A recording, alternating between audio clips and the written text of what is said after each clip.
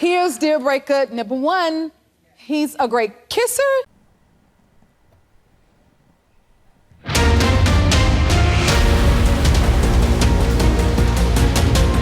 Good afternoon, everyone. I'm Madeline Hagan. Yakima police are investigating a deadly shooting that happened early this morning. YPD is holding a press conference. We're going ahead and going to take a look at what they have to say about the investigation so far. A woman who called 911, and I'll get to what she had to say.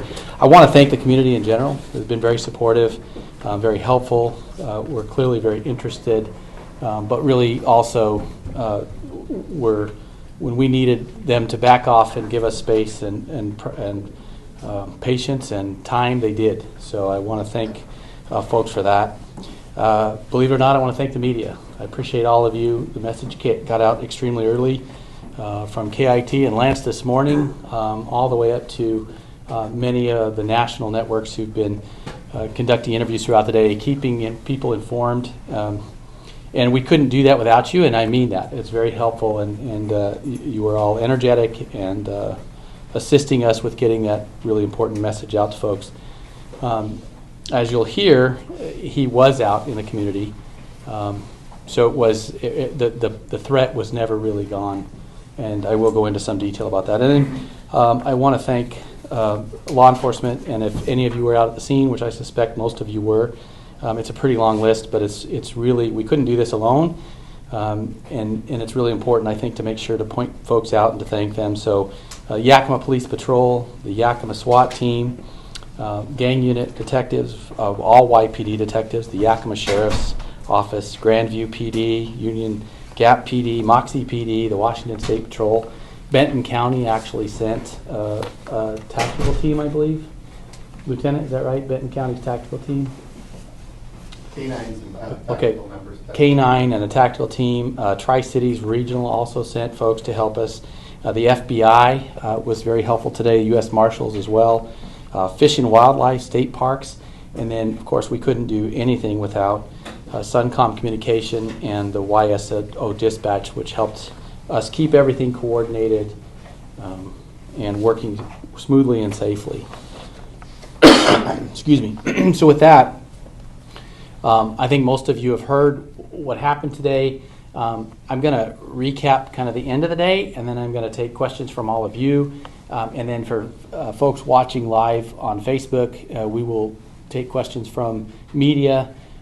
If you just type in your question and what agency you work with, organization, and your name, we'll call that out and do our best to answer as many questions as we can. But I want to start with the folks who are here in the room. But at it was 2:16, Captain, is that right? 2:16 p.m. we received a 911 call. As many of you are aware, we had a SWAT call out. We had a house surrounded where we were hoping the suspect was located, but he was not. He was over by the Target store in Yakima. Could I get that map up? So we have a map here for you all to use. This is the Target store. The front faces the east. And we get a 911 call that says that the suspect had borrowed a woman's phone. He then called his mother, and he made several incriminating statements, including "I killed those people." He made several statements in front of her that he was then going to kill himself. She then was able to get her phone and try to separate from him and call 911. I listened to that call. It's pretty harrowing, and I have to really thank her again because she was very courageous in getting us there. And so the information that she was providing said that he was near the Pizza Hut, which is on the southeast side of the Target store. Officers began immediately responding, and within minutes, the suspect was actually located right in this area near the local Roots marijuana store. The suspect apparently shot and killed himself, and that was prior to officers' arrival. There were officers who heard the shots, but no one saw him actually do that. He was pronounced deceased at the scene, is that correct? No, sir, about 3:50. So they medical care tried to save his life, but he was later pronounced deceased. In a vehicle? I'm sorry? Was he in a vehicle? He was not. He was on foot. And we don't know how he got to this area. And that's one of the things, and I'm happy to answer those questions. But obviously that drew a resolution to this to some degree. We're going to have to go through the formal process of identification, but everything that we see and what he said and what happened leads us to believe this is the same person that was involved in the shootings at the Circle K and the Arco gas station this morning. Clearly we have to have a more formal process, but I can say with pretty good confidence that we believe that this is the person who was involved in those incidents today. I briefly just want to say the family was cooperative with us all day, and we also appreciate their assistance in this, and of course, a devastating time for them. With that, I think I will just go ahead and answer questions. Yes, ma'am. Do you know if the suspect was at his parents' home at one point? I don't believe the home he was at was his parents' home. Do we know that? I think the whole family was out there. Okay, so yes, we did have information that he was there. We were having trouble confirming that he was still there. And to be honest, I don't know that we could say for a fact when he left and how he left. We did have some video, but it was really grainy and difficult to discern. I will say that we obviously have to assume he's there and assume he's out and react according to both of those possibilities. So there was a long, long ordeal at the house with the hope, of course, that he was contained in the house. Emily? In the 911 call or in his conversation with the woman, did he give any indication of the motive for the shooting? So I can tell you it was a really emotional call. There are parts that are very difficult to understand what she's saying. I listened to it myself and I didn't hear anything that was really clear. It is possible if we clean that up that we may get more information. But at this time, I have no information still. As I told all of you all day, I have no information about why he did this or what was the motive behind all of this. Will you be releasing any information about the 3 killed this morning? We won't. The coroner's office will do that. They'll ID those folks, notify their families, and then that'll be released. Was there anything found at the suspected home? Well, so we have a search warrant. That process will take a long period. So there's not much I could say now because that is a brand new process that we're just getting started on. I will say, and I want to be careful, but the suspect did have a large amount of ammunition and a weapon when he was located by officers. What kind of gun? I don't know, to be honest. It was a handgun. I know that. I think semi-auto. Semi-auto.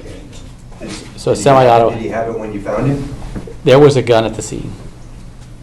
When you see a lot of ammo, how much? I don't know. I mean, that's one of those things that if I said, I would just be guessing. But it was clearly more than a normal person might carry. And Chief, you said he was not found with the self-inflicted gunshot in the car. He was out of the car. He was on foot, and the 911 caller described him walking around.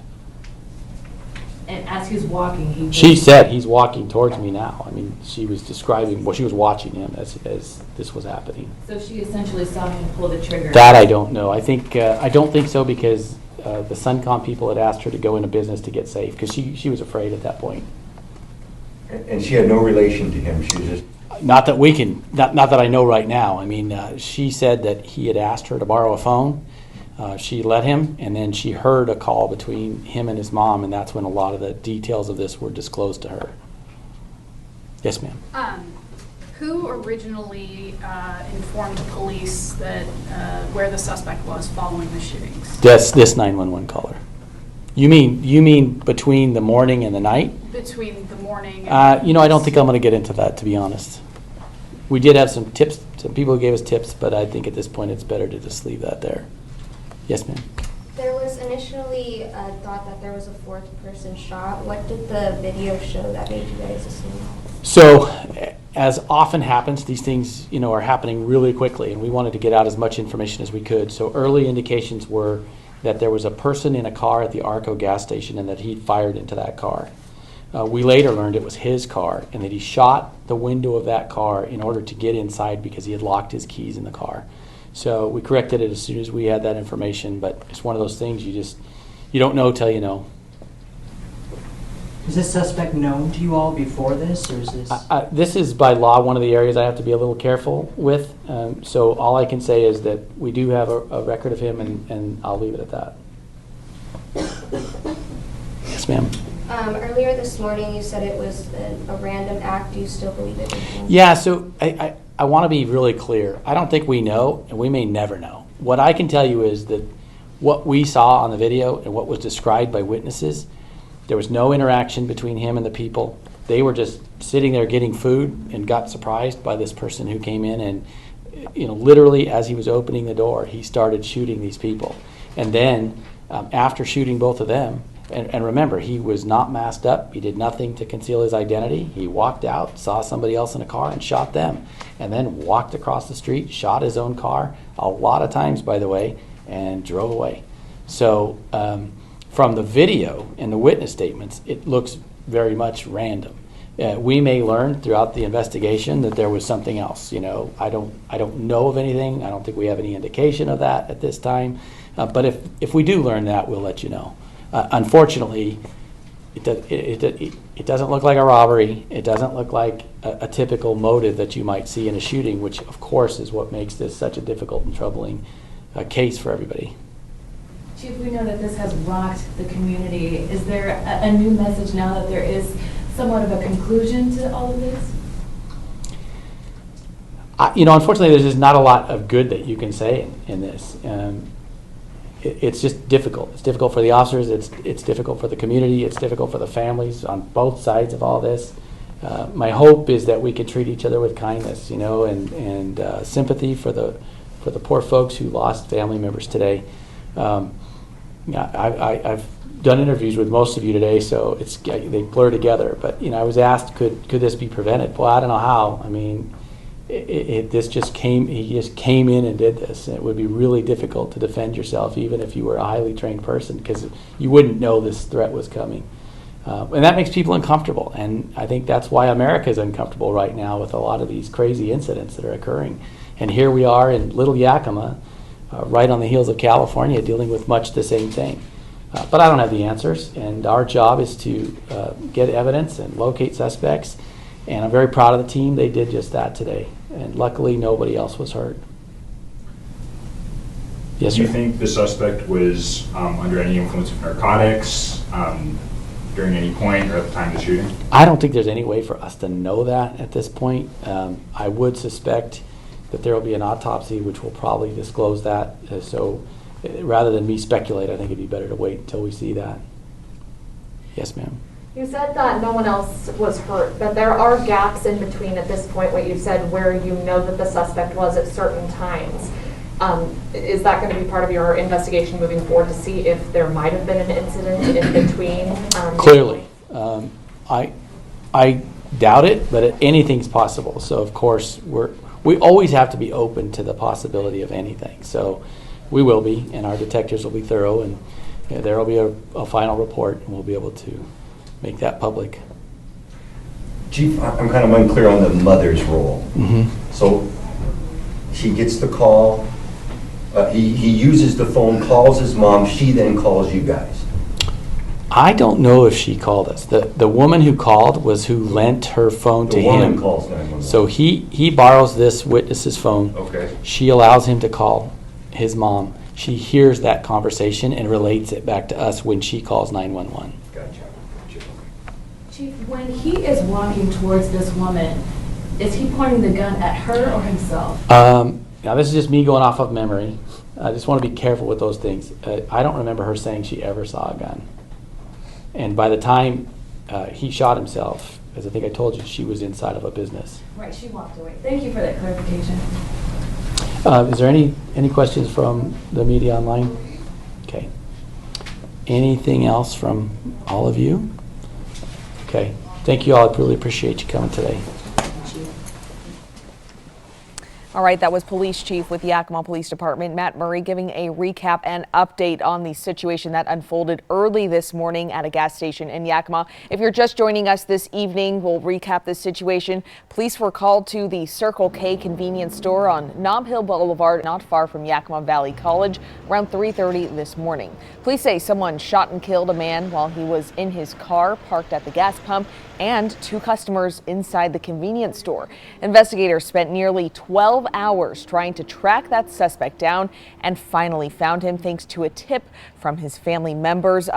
Police Chief Matt Murray says that somebody called 911. It's not clear if it was his mother or a bystander, but they were reporting that this individual was near the Target in Yakima and that he was at risk of shooting himself. He did, in fact, shoot himself. That's according to YPD Chief Matt Murray, and he was pronounced dead at the scene despite efforts from medical staff. Still a lot of details to unwrap from this case. We'll have a lot more and more in-depth coverage from our Emily Goodell. That's coming up later tonight at 5 o'clock. We hope to see you then.